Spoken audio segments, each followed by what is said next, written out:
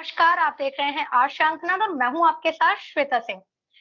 Qatar का क्यों किया जा रहा है बॉयकॉट और कतर में ऐसा क्या हो रहा है जिसकी वजह से पूरा हिंदुस्तान इस वक्त बौखलाया हुआ है? इन सभी सवालों के जवाब हम जानेंगे। सबसे पहले मैं आपको मिलवा दूं हमारे आज के खास मेहमान से जो कि तान्या जी हैं।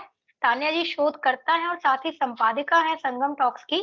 बहुत-बहुत स्वागत है तान्या जी आपका आज शंखनाद में। तान्या जी, कतर का बॉयकॉट क्यों किया जा रहा है?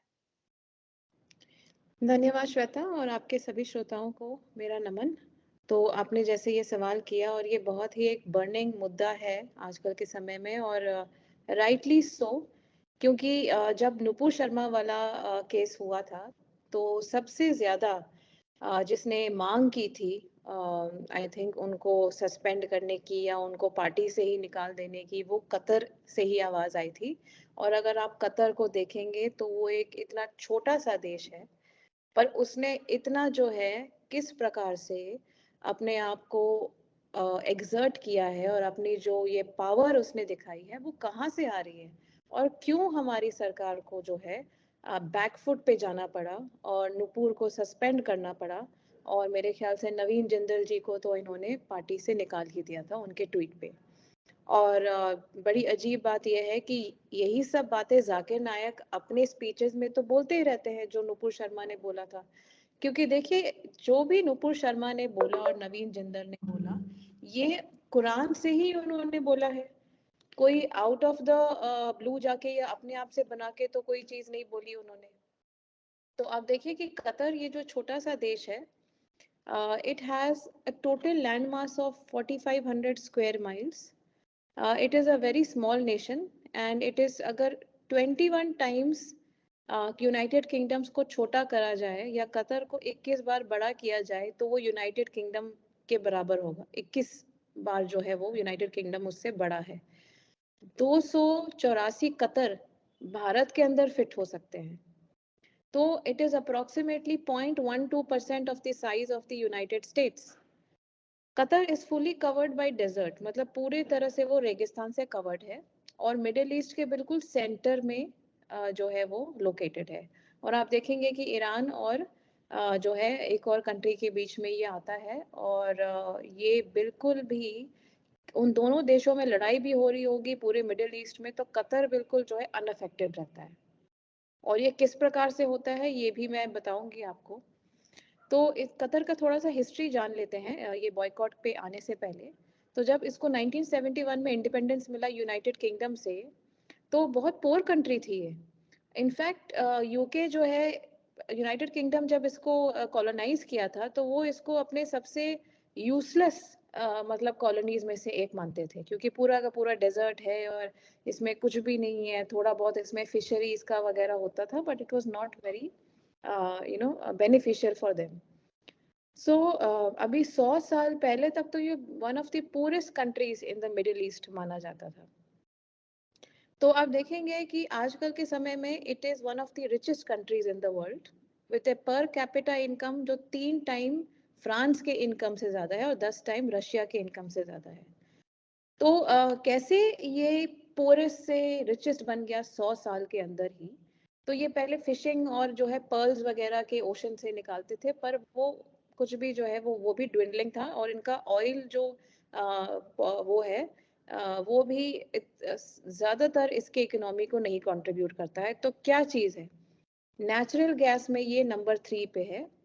और आप देखेंगे कि it is after Russia and Iran इसके पास सबसे ज्यादा नेचुरल गैस का रिजर्व है।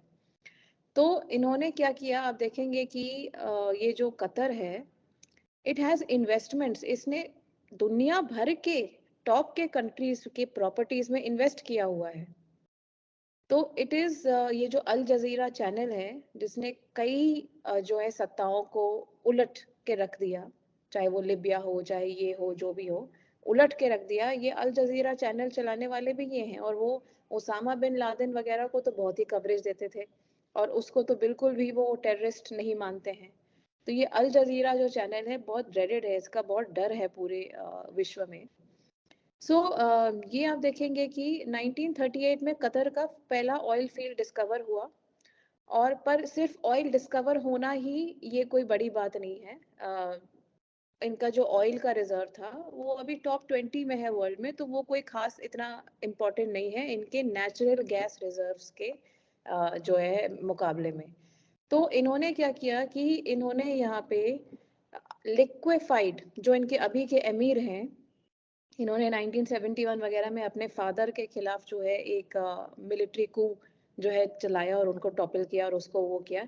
तो इनका कम से कम 18 बिलियन का इन्होंने एक नेचुरल गैस को लिक्विफाई करने की मशीन बनाई, और वो मशीन भी बाकी पूरे जितने भी ये मिडल ईस्ट के कंट्रीज हैं, इन्होंने मिलके जो है कंट्रीब्यूट किया ये वो। तो वो इनका, जिसको कहते हैं ना, जो रावण की नाभि में अमृत जिसको कहते हैं, जिसकी वजह से वो अमर उसको वरदान मिला था, तो ये जो लिक्विफाई करने की मशीन है इनकी नेचुरल गैस की, क्योंकि नेचुरल गैस को ट्रांसपोर्ट कैसे किया जाता है, पाइपलाइंस के थ्रू ज्यादातर पहले, पर इतनी दूर से आप पूरे वर्ल्ड में कैसे पाइप से ले जाओगे, तो उसको लिक्विफाई करके नेचुरल गैस को कंटेनर्स में भर के ट्रांसपोर्ट करना जो है वो इन्होंने हल निकाला, और इन्होंने ये मशीन बनाई जो 18 बिलियन डॉलर्स का बना, और ये इनकी जो है सोने की चिड़िया है। अब वो उसको लिक्विफाई करके पूरे वर्ल्ड में बेचते हैं, और ये टॉप 3 में है रशिया और ईरान के बाद, जैसे मैंने आपको बोला। तो ये जो लिक्विफिकेशन इन्होंने शुरू किया, तो इससे तो इनको इतना ज्यादा ये रिच हो गए, और मेरे ख्याल से अभी सिर्फ इनके 2.5 मिलियन पॉपुलेशन में से सिर्फ 3 या 4 लाख हैं जो कतर के नेशनल्स हैं, और वो दुनिया के सबसे ज्यादा वेल्दी लोगों में गिने जाते हैं। उसके अलावा बाकी जितने भी इनकी पॉपुलेशन वहाँ पे है, जिन जनगणना जो कहते हैं, वो माइग्रेंट वर्कर्स हैं, नेपाल से, इंडिया से, और बाकी के जो आसपास के नॉन मुस्लिम कंट्रीज है वहाँ जाके काम करते हैं, उनके कंस्ट्रक्शन में, उनके नेचुरल गैस के प्लांट में, अलग अलग, क्योंकि पैसा बहुत है उनके पास, तो उनको माइग्रेंट वर्कर्स की कोई कमी नहीं है, और वो उनको पैसा भी ज़्यादा पे करते हैं, तो ज़्यादातर यहाँ से लोग वहाँ जाते हैं। तो एक तरह से माइग्रेंट वर्कर्स भी उनके जो है हिरासत में हैं, तो इस तरह से भी वो पावर एग्जर्ट करते हैं दूसरे कंट्रीज पे। तो ये जो है इनका वो। अब आप देखेंगे कि इन्होंने अपना एक कतर इन्वेस्टमेंट अथॉरिटी करके एक बॉडी बनाई है। तो कतर इन्वेस्टमेंट अथॉरिटी जो है वो पावर सोर्स है कतर का।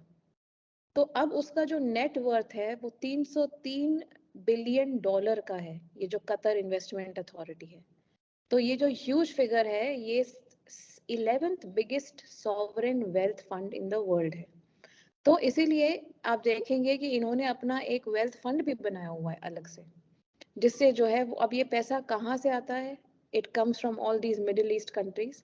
और ये सारी जो, अब आप देखेंगे बड़ी इंपॉर्टेंट बात, ये जो वेल्थ फंड है, इट इज, ये इसको इन्वेस्ट कहाँ करते हैं, ये जो इनका फंड बनाया है कतर इन्वेस्टमेंट अथॉरिटी का, it's like an investment body, like a fund, like a company. तो ये कहाँ कहाँ पे इन्होंने इन्वेस्ट किया हुआ है, मतलब दुनिया भर के बेस्ट प्रॉपर्टीज में, बिगेस्ट सिटीज में। आई मीन आप ये इमेजिन करिए कि Qatar owns more properties in London than the Queen of England does। मतलब जितनी किंग और क्वीन के ओन करते हैं प्रॉपर्टी लंदन में, उससे ज्यादा ये कतर इन्वेस्टमेंट अथॉरिटी जो है प्रॉपर्टीज ओन करती है वहाँ पे। It owns 34% of top 15 skyscraper buildings in London. तो यूनाइटेड स्टेट में 2016 में ये रिसर्च किया गया कि it is the 4th largest office investor in America. तो जितने भी वहाँ कंपनीज हैं, 4th लार्जेस्ट उसको ओन करने वाली ये कतर की इन्वेस्टमेंट अथॉरिटी है, जो ये फंड इनका है। 10% एम्पायर स्टेट बिल्डिंग को ये ओन करता है कतर। उसके अलावा 20% ब्रिटिश एयरवेज में, और 20% हीथ्रो एयरपोर्ट में लंदन में, और 25% Saint Petersburg airport as well, ये सब ये ओन करते हैं कतर। तो अब यहाँ पे आप देखेंगे कि सिर्फ प्रॉपर्टी में नहीं, ये काफी मल्टीनेशनल्स में भी जो है ओनर्स हैं।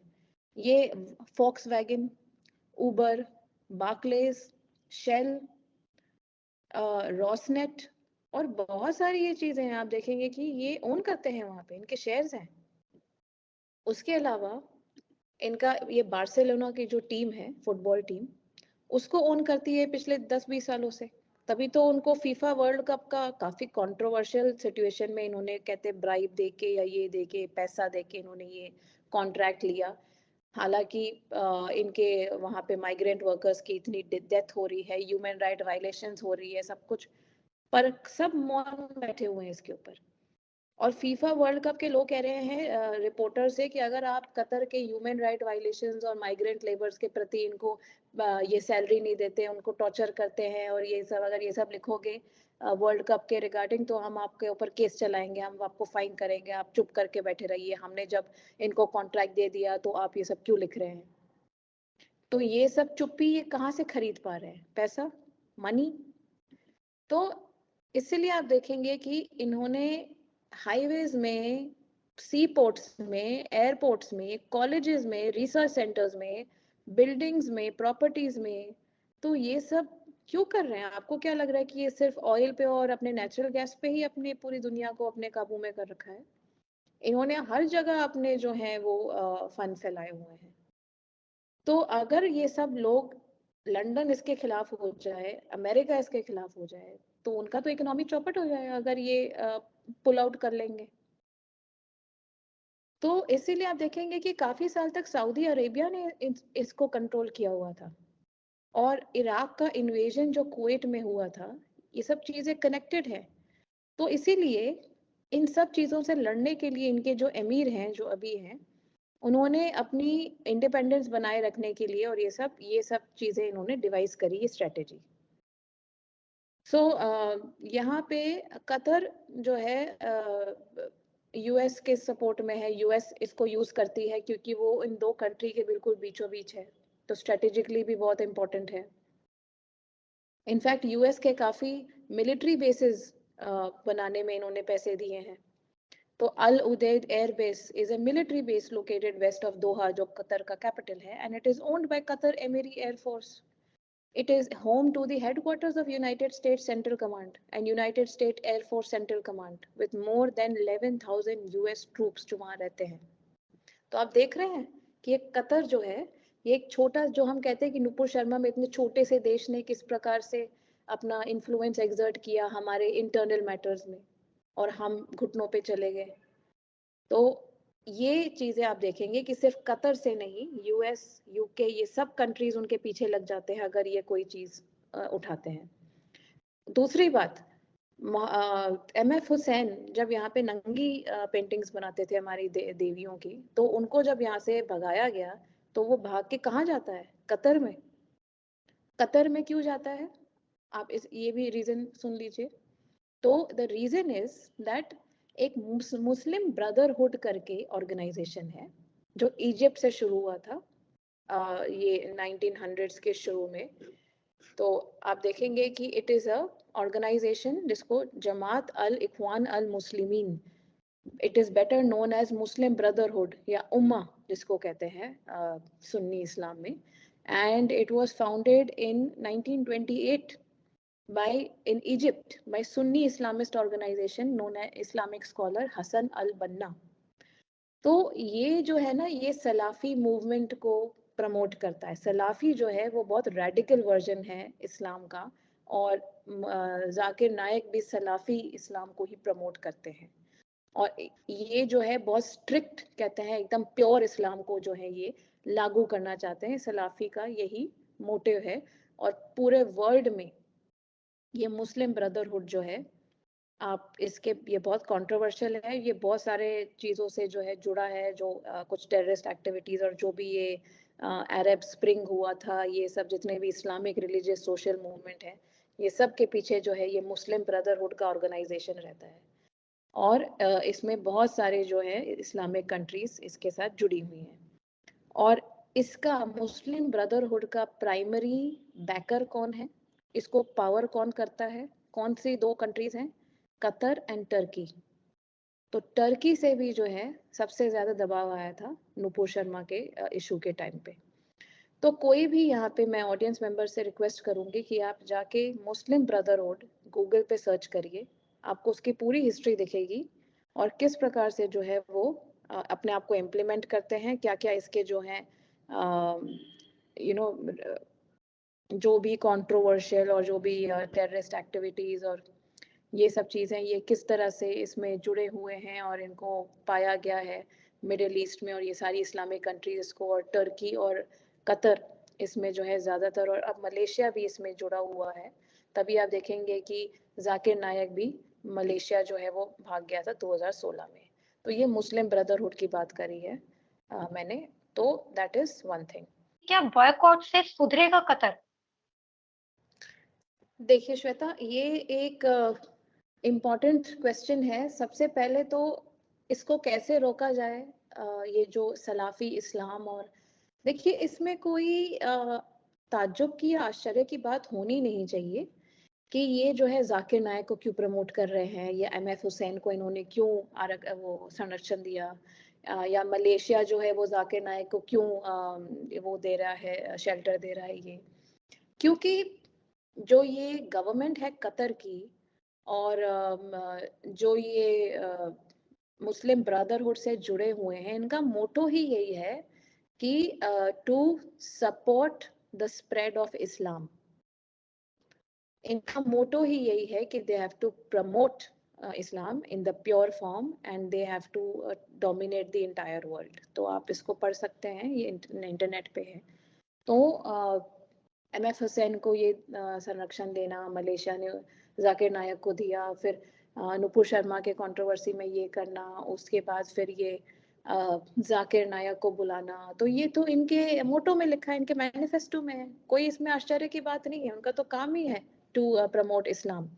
इसमें हमें क्या करना चाहिए, what we need to do, that is something we need to understand. तो आप देखेंगे कि कतर जो है वो मुस्लिम ब्रदरहुड में और वर्ल्ड में पाकिस्तान के साथ, टर्की के साथ और मलेशिया के साथ अपना इन्फ्लुएंस जो है बढ़ाना चाहते हैं और इस्लाम को स्प्रेड करना चाहते हैं, जिसको दावा ये कहते हैं, इनविटेशन टू इस्लाम, जो अभी वो कर रहे हैं फुटबॉल के मंच से। और फीफा और ये सब ऑर्गेनाइजेशंस क्यों जुड़ी हैं इसके साथ, अभी मैंने आपको शुरू में ही बता दिया कि इसका इन्फ्लुएंस कितना है। तो इसीलिए यहाँ पे आप देखेंगे कि रिसर्च इन्वेस्टिगेशन ने ये पाया है कि कई ऑर्गेनाइजेशंस जिन्होंने कतर बेस्ड चैरिटीज चलाई हुई हैं, वो जो ऑर्गेनाइजेशंस, वो रेडिकल इस्लामिक फ्रंट्स इंडिया में जो है सलाफी स्कूल ऑफ इस्लाम जो चलाते हैं उसको फंड करते हैं। सो यहाँ पे जो है आप देखेंगे कि अभी पीछे इंडिया के कानपुर में मिशन 2047 का जो है डॉक्यूमेंट पाया गया, to turn India into Muslim majority country. आपको क्या लग रहा है, इनको कहाँ से ये सपोर्ट मिल रहा है? सो इंडिया के टॉप कोर्ट ने भी ये नोट किया है कि रिलीजियस कन्वर्जन एक नेशनल सिक्योरिटी प्रॉब्लम है। इसको रोका कैसे जाए, मैं उस पर आऊंगी अभी 2 मिनट में। पहले समस्या को समझना आवश्यक है। सो जाकिर नायक किस प्रकार के जो है वो स्पीचेस देते थे, हेट स्पीच और ये सब चीजें तो सबको पता ही है। इंडिया, आप देखिए कतर के बाद एक ये सारी मिडिल ईस्ट कंट्रीज जो मुस्लिम ब्रदरहुड से ज्वाइंट हैं, एक के बाद एक वो अपने सारे इंडियन एम्बेसडर्स को समन करके उनको डांटने और फटकारने लग गए थे और प्रेशर डाला एकदम से इंडिया के ऊपर। एंड सो ये एक थप्पड़ है इंडिया के मुंह के ऊपर। एमएफ हुसैन को भी लेके मलेशिया ने जाकिर नायक, तो थप्पड़ पे थप्पड़ ये मारे जा रहे हैं, क्योंकि इनका काम ही यही है इस्लाम को प्रमोट करना और पूरे वर्ल्ड में, और मुस्लिम ब्रदरहुड, और इन्होंने जिस तरह से अपने फन फैलाए हुए हैं। सो हमें लेक्चर देते हैं ये, जबकि इनके खुद के कंट्री में कोई डेमोक्रेसी या कुछ ऐसा कुछ नहीं है, ह्यूमन राइट्स भी नहीं है, कुछ नहीं है। सो यहाँ पे आप देखेंगे कि what is important, that why, how can we stop it? So here you have to see that तो ये सब मैंने बता दिया कि ये स्ट्रेटेजिकली अल जजीरा वगैरह ये किस तरह से इन्होंने इन्वेस्टमेंट किया है। तो अब आपको देखना चाहिए कि बाकी कंट्रीज जो नॉन मुस्लिम हैं, अगर वो मुस्लिम्स के प्रति जो है एक आक्रामक पॉलिसी यूज करते हैं, या इस्लाम के प्रति, जैसे चाइना कर रही है उइगुर मुस्लिम्स के खिलाफ, तो उसके प्रति कतर और ये मुस्लिम ब्रदरहुड और मुस्लिम कंट्रीज का क्या रवैया है, उससे हम थोड़ा सा एनालिसिस कर सकते हैं कि क्या चलता है इनको बैकफुट पे डालने के लिए। तो यहाँ पे आप देखेंगे कि कतर की हिपोक्रेसी चाइना के इशू के ऊपर जो उइगुर मुस्लिम्स के साथ वो कर रहे हैं। तो ये जो एक्सटर्नल कंट्रीज हैं, इंडिया के इंटरनल मैटर में रिलीजन के नाम पे वो करते हैं, जैसे नुपुर शर्मा के केस में किया, तो ये उम्मा या मुस्लिम ब्रदरहुड के कंसेप्ट पे तो चल ही रहा है, जो मैंने अभी आपको एक्सप्लेन किया। सो यहाँ पे आप देखेंगे कि ये तो वेल डॉक्यूमेंटेड है कि चाइना उइगुर मुस्लिम कम्युनिटी के साथ क्या कर रही है, बताने की जरूरत नहीं है। तो आप देखेंगे कि क्या शॉकिंग है कि जो गल्फ कंट्रीज है, इसने ना ही चाइना के इस एक्शंस को सपोर्ट किया है शिनजांग में, but they have also readily became a partner with China in their persecution. तो अब ये कैसे हुआ, जो इतना ये मुस्लिम जो है इस्लाम की बात करते हैं और एकदम से कूद पड़ते हैं, ये इसको इसमें सपोर्ट कैसे कर रहे हैं? तो the point is that UAE जो एक मेजर अरब कंट्री है और गल्फ कोऑपरेशन काउंसिल का ये मेंबर भी है, तो ये चाइनीज इंटेलिजेंस सर्विसेज का हब माना जाती है। मतलब चाइना जो है अपनी इंटेलिजेंस सर्विसेज यहाँ पे इन्होंने बेस किया हुआ है यूएई में, क्या बताने के लिए? तो यूएई ऑफिशियल्स बायोमेट्रिक डेटा जो है कलेक्ट करते हैं उइगुर मुस्लिम्स के, जो है वहां पे आके रह रहे हैं या भाग के आ गए हैं चाइना से, और फिर कतर, कुवैत और ये बाकी GCC countries, gulf cooperation council, जिसको जो है मुस्लिम ब्रदरहुड का पॉलिटिकल फ्रंट मानते हैं, तो उन्होंने ये सारे जो है जीसीसी के मेंबर के इस्लामिक कंट्रीज ने डिटेन किया है इन उइगुर मुस्लिम्स को और उनको डिपोर्ट किया है 292 उइगुर मुस्लिम वापस चाइना को 2002 से लेकर अब तक, कि इनको ले जाइए, जो करना है करिए, इनको मार डालिए। क्यों कर रहे हैं? अब ये भी सवाल, इसका जवाब मैं दूंगी। टर्की टर्की भी जो इंडिया के कश्मीर इशू में हर बार अपनी टांग अड़ाता है, वो भी उइगुर मुस्लिम जो वहां भाग के आ जाते हैं उनको डिटेन करके वापस चाइना भेजते हैं मारने के लिए। उसके बाद हज में जो सऊदी में जो है वो जाते हैं उइगुर मुस्लिम्स, उनकी डिटेल्स देख के ये जो सऊदी अरेबिया देता है चाइना को कि इनको पकड़ के ले जाइए यहाँ से, तो इसीलिए वो कंडेम भी कुछ नहीं करते हैं, ऊपर से उइगुर मुस्लिम को वहां पे भेजते हैं मरने के लिए, उनको कोई संरक्षण भी नहीं देते अपने मुस्लिम इस्लामिक कंट्रीज में। तो एक लेटर जो 22 डेमोक्रेटिक कंट्रीज ने चाइना के खिलाफ लिख के यूएन ह्यूमन राइट्स काउंसिल को दिया था, उसमें गल्फ, यही Islamic countries gulf cooperation council ने इसको इसको बोला कि ये तो इंटरनल मैटर है चाइना का।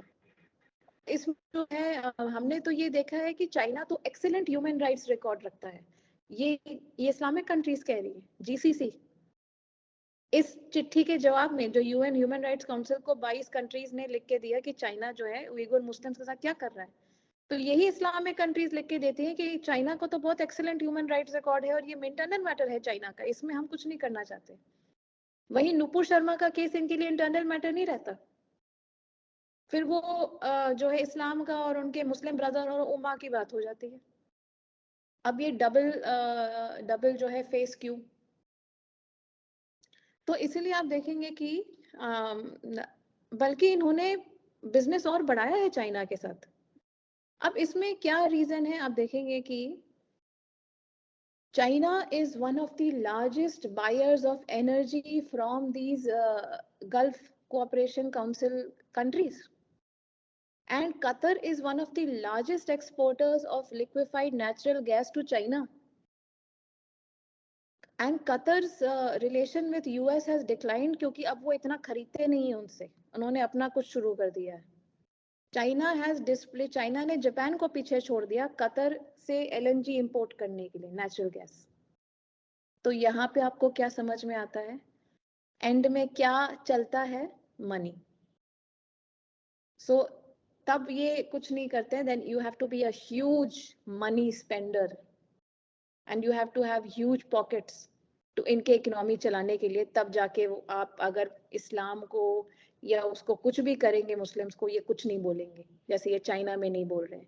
चाइना ने भी बहुत स्ट्रेटेजिकली अपनी बिजनेस जो है हर जगह फैलाया हुआ है, तो चाइना को यूएस भी कुछ नहीं कह पा रहा है। Why? Because it is money power, it is military power, it is all these things. तो इससे हमें समझना चाहिए कि क्या सिर्फ बॉयकॉट से या ये चीजें करने से, बोलने से, इनको शर्मिंदा करने से क्या कुछ होगा? जब तक हम एक इतनी बड़ी पावर ना बन जाए कि हम इनको पैसे के जोर पे नचा पाए चाइना की तरह या यूएस की तरह या जिसकी भी तरह, तब तक आपको नुपुर शर्मा जैसे केस झेलने पड़ेंगे। जी, बिल्कुल। बॉयकॉट करना जरूरी है, ये बोलना जरूरी है, सोशल मीडिया पे अपलोड करना जरूरी है। और हमें एज पीपल भी, जितने भी कतर ने अपने इन्वेस्टमेंट्स करे हुए हैं जितनी भी कंपनियों में, उसको हमने नहीं खरीदना चाहिए, बॉयकॉट करना चाहिए। पर साथ ही साथ आपको कुछ और भी मेजर्स है जो गवर्नमेंट को करने हैं, इकोनॉमी को इतना स्ट्रांग बनाने में कि हमें उनके ऊपर किसी भी तरह से डिपेंडेंट नहीं होना चाहिए। जी, बिल्कुल। तान्या जी, मेरा आपसे आखिरी सवाल होगा इस कार्यक्रम का। भारत देश ने जिसे भगोड़ा साबित किया है, उसे फीफा वर्ल्ड कप में बुलाकर सम्मान देना, तो कतर जैसा इस्लामिक देश जो है, क्या वो आतंकवाद को भारत में बढ़ावा दे रहा है? जी, तो श्वेता, क्यों वो उनको मंच दे रहा है और ये सब कर रहे हैं, तो आप देखिए कि इंडिया जो है अ, पिछले कुछ सालों में जब से भाजपा की सरकार आई है और भाजपा मेक इन इंडिया की और इकोनॉमिक सुपर पावर बनने की और जो है ट्रिलियन डॉलर इकोनॉमी बनने के लिए सब बातें कर रहे हैं और कोशिश जारी है इसको बनाने के चक्कर में, तो ये थोड़ा सा हिल गए हैं, तिलमिला गए हैं। और तभी ये हर जगह आप देखेंगे हिंदुत्व, फैशिस्ट, मोदी गवर्नमेंट, ये सब ये कौन फैला रहा है? ये सिर्फ ये इस्लामिक कंट्रीज नहीं है, टर्की, कतर, ये सब, it is also these US and London and all these things, ये सब मिलके, क्योंकि इनकी बहुत सारी चीजें जो है दाव पे है। तो हर जगह से जो है वो ये हो रहा है। और इस्लामिक जो वायलेंस आप देख रहे हैं लंदन वगैरह में भी जो हो रहा है, इसके प्रति क्यों कोई कुछ नहीं कर पा रहा है? मैंने आपको शुरू में ही सब बता दिया कि किस तरह से इन्होंने प्रॉपर्टी मार्केट में और इन सब चीजों में इन्वेस्टमेंट करा हुआ है, बल्कि क्वीन से भी ज्यादा प्रॉपर्टीज इनके पास है। तो यूएस के तो इन्होंने बेसिस बनाए हुए मिलिट्री के अपने कैपिटल में।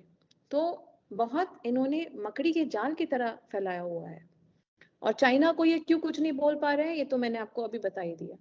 तो अब इंडिया जो है, मोदी सरकार को चाहिए था कि नुपुर शर्मा के केस को थोड़ा जो है अलग तरीके से हैंडल करते। मतलब कि एकदम से आपने जो है ना नीच जर्ग एकदम से पीछे हट गए, तो थोड़ा आपको इसको ना बहुत डिग्निफाइड वे में करना चाहिए था, किसी और तरीके से, कि ये नहीं कि हमने मतलब कि प्रॉफिट मोहम्मद पे बोला तो एकदम से पीछे हट गए। तो अब मैं उनको तो सलाह दे नहीं सकती, वो तो सरकार में है, उनको समझना चाहिए कि जब आप एक कदम पीछे लेते हैं और इतने मतलब कि बिल्कुल सबके सामने लेते हैं और मान जाते हैं कि हम पीछे हो रहे हैं, तब आपको ये चीजें देखने को मिलेंगी फीफा में जो हो रहा है। क्योंकि अगर आप एक कदम पीछे लेते हैं, वो 2 कदम फिर आगे निकलते हैं। तो इसीलिए ये चीजें जो है आपको इसको थोड़ा और तरीके से हैंडल करना चाहिए था। और मेरी ये दरख्वास्त है हमारी सरकार से, आगे भी चल के ऐसी चीजें में जब आप होती हैं, होएंगी, तो आपको इसमें जो है कुछ अलग स्ट्रेटेजी और उसमें डिवाइस करिए, ताकि हम कावर्ड हम जो है जिसको कहते हैं ना, वो सब नहीं दिखें। हमको इसको बहुत अलग तरीके से डील करना है, ताकि इनको कोई मैसेज ना जाए कि हम आपसे डर गए। तो आप देखेंगे कि अब इंडिया अपने आप को कैसे इनके ऊपर जो है अपनी बात मनवा सकता है। आप देखेंगे कि इंडिया और ये जो गल्फ कोऑपरेशन काउंसिल की इस्लामिक कंट्रीज हैं, इनका ट्रेड 87 बिलियन डॉलर्स पे जो है चल रहा है। काफी बड़ी अमाउंट है 87 billion dollars. Millions of people इसमें इन कंट्रीज में वर्क कर रही हैं, मिडिल ईस्ट की कंट्रीज में, और वहां से पैसे भेज रही हैं गल्फ से यहाँ पे। और इंडिया की जितनी भी वो एनर्जी की खरीदारी है, इंडिया इनसे ले रहा है, गैस वगैरह। अभी पीछे आप देखेंगे नुपुर शर्मा के कंट्रोवर्सी से पहले एक ये भी रीजन था, क्योंकि मोदी जो है वो हमारे जो प्राइम मिनिस्टर है मोदी जी, उन्होंने रशिया से ऑयल इंपोर्ट करने का डिसीजन लिया। रशिया नंबर 1 है, ईरान नंबर 2 है, नंबर 3 पे ये नेचुरल गैस के कतर है। तो ये भी चीज उनको जो है अंदर से थोड़ा सा दहल गए वो। तो ये भी एक कारण है कि आप रशिया से क्यों ले रहे हैं, तो हम डिस्प्लेस हो जाएंगे तो फिर हमारा क्या होगा। ये सब इकोनॉमी बेस्ड है। इसमें हलाल जो है वो भी इकोनॉमी भी इसमें बहुत बड़ा रोल प्ले करती है, और चाइना ने हलाल के सर्टिफिकेशन भी बैन कर रखे हैं। तो आप देखेंगे कि ये सब चीजें इनफ है कि आप जो है इंडियन फॉरेन मिनिस्ट्री इन चीजों को लेके उनके सामने उनके मुंह पे मारे, और उनको जो है बोले कि हम जो है ये सब चीजें आगे चल के खत्म कर देंगे अगर आप ऐसे जो है फेनेटिक वे में रिलीजियस इस्लाम और उसमें आप डील करेंगे और हमारे इंटरनल मैटर में घुसेंगे। पर ये नहीं किया गया। उसके अलावा India is also a large market for gulf states जो है उनके एनर्जी एक्सपोर्ट के लिए। और ये सब चीजें हैं कि इंडिया ये भी देख रही है कि एक फ्री ट्रेड अग्रीमेंट जो है वो साइन करने की कोशिश कर रही है 1.3 बिलियन प्लस मार्केट जो इनके साथ। तो इसमें भी अगर इंडिया पीछे हट जाए या बोले कि हम पीछे हटेंगे, तो इसमें भी इनके कदम काफी डगमगा जाएंगे। तो ऐसा नहीं है कि हम बिल्कुल भी जो है ऐसे बैठे हैं कि हम जो पिछले 70 सालों में जो पहले की सरकार थी कांग्रेस की, इन्होंने कोई भी जो है ग्रोथ या प्रोग्रेस नहीं की इस सेक्टर में। नेचुरल गैस की, ऑयल की, एक इक्के दुक्के गवर्नमेंट ऑर्गेनाइजेशन है जो कर रही हैं ऑयल एंड नेचुरल गैस, या इंडियन ऑयल जो कंपनी या इंडियन ऑयल लिमिटेड, ये सब तो ये काफी नहीं है। अभी भी बहुत सारे ऐसे नेचुरल गैस के और ऑयल के रिजर्व्स हैं जो बिल्कुल भी डेवलप नहीं हुए हैं। तो ये भी कोई कॉन्स्पिरेसी हो सकता है। ये इसके मैं कोई जो है इसमें कोई टिप्पणी नहीं देना चाहूंगी कि इसको क्यों नहीं प्रोग्रेस किया। तो ये सब चीजें जो है आपको, तो ये इंडिया को भी पता है कि टू वे स्ट्रीट है। अब इसका सोल्यूशन क्या है कि इंडिया को सेल्फ रिलायंट होना पड़ेगा गैस के मामले में, नेचुरल गैस और ऑयल में। यही वे फॉरवर्ड है, ताकि अपने डोमेस्टिक नीड्स तो हम मीट कर पाए अपने ही प्रोडक्शन से। बाकी थोड़ा बहुत जो इम्पोर्ट करेंगे तो हम इसके ऊपर डिपेंडेंट नहीं रहेंगे, इस कतर के ऊपर या उसके ऊपर। हम रशिया से या ये जो है उससे ले सकते हैं इंस्टेड ऑफ एनी जीसीसी या इस्लामिक कंट्री। तो मोदी जी ने अपने 75वें इंडिपेंडेंस डे के स्पीच में बोला था कि हम अपने आप को ये टारगेट सेट कर रहे हैं कि हम सेल्फ रिलायंट या आत्मनिर्भर बने एनर्जी प्रोडक्शन में, electric mobility, gas based economy और हाइड्रोजन प्रोडक्शन 2047 तक। इससे बहुत सारी ये समस्या सुलझ जाएंगी। तो एक ये चीजें हैं। और आप देखेंगे कि इंडिया के 26 सेडिमेंट्री बेसिन्स हैं जो 3.14 मिलियन स्क्वायर किलोमीटर्स का एरिया कवर करते हैं। बट इन 26 में से सिर्फ 6 हैं जो अभी तक कमर्शियली यूज की जा रही है। बाकी सब यूज्ड हैं या यूज्ड ही नहीं है। तो इन सब चीजों को पिछले 70-75 सालों में मतलब कुछ इसके ऊपर काम ही नहीं किया गया। अब इसके पीछे क्या षड्यंत्र है, ताकि हम डिपेंडेंट रहें इनके ऊपर और ये हमारे ऊपर चलाते रहें और माइनॉरिटी अपीजमेंट और प्लीजिंग चलती रहे। तो ये सब चीजें तो बहुत सारे रीजन है कि 75 सालों में क्यों नहीं हुआ। तो यही चीजें हैं। और मोदी सरकार से और हमारी जो सरकार अभी है सेंटर में, स्टेट्स में, इनसे यही दरख्वास्त है कि जो आपने अपने 75th इंडिपेंडेंस डे के स्पीच में बोला, तो आप जो है इसको प्लीज आगे ले जाइए और इसको जल्दी से जल्दी हमें आत्मनिर्भर बनाइए इन सभी चीजों में जो हम एक्सपोर्ट करते हैं इन इस्लामिक कंट्री से। कम से कम डोमेस्टिक लेवल पे तो हम पूरी तरह जो है अपने आप को जो है वो कर पाए, और हमें जो है उनके ऊपर निर्भर ना होना पाए या हमारा पूरा ये सब रुक ना जाए। और अगर हम एक्स्ट्रा लेना चाहते हैं तो वो हम उनसे इंपोर्ट कर सकते हैं। और तो अगर वो ऐसे कुछ करे या मना कर दे तो उतना हम रशिया से भी फिर ऑल्टरनेटिवली ले सकते हैं। तो इस तरह से उनको ये नहीं फील होना चाहिए कि हमारे ऊपर ही ये पूरी तरह निर्भर है और हम उनको आर्म ट्विस्ट कर सकते हैं। पर चाइना और बाकी जो कंट्रीज जो अपने आप को आत्मनिर्भर और पैसा बहुत है इनके पास और ये सब, उनको तो ये नहीं कर पाते। तो हमें अपनी वीक पॉइंट्स को, और मोदी जी ने बोला है ये अपने स्पीच में, मैं आशा करती हूँ कि इसको जल्दी से जल्दी करे और हमें इन चीजों से छुटकारा दिलाए। जी, बिल्कुल, बहुत-बहुत आभार तान्या जी, आपने बहुत अच्छे तरीके से बताया कि क्यों कतर जैसा एक छोटा-सा देश भारत के ऊपर अपनी चीज़ों को थोप पाता है और क्यों हमें एक स्टेप पीछे हटना पड़ता है। तो इन सारी चीज़ों को हमें समझना होगा। इसके लिए आपका बहुत-बहुत आभार। आपने बहुत बेहतरीन तरीके से बताया। हमारे सभी दर्शकों का बहुत-बहुत आभार। आप इसी तरह हमें देखते रहिए। तान्या जी की वीडियो को अपना प्यार देते रहिए, इनकी बातों को सुनिए। ज़्यादा से ज़्यादा आप शेयर कीजिए और इसी तरह देखते रहिए आज श्रृंखला।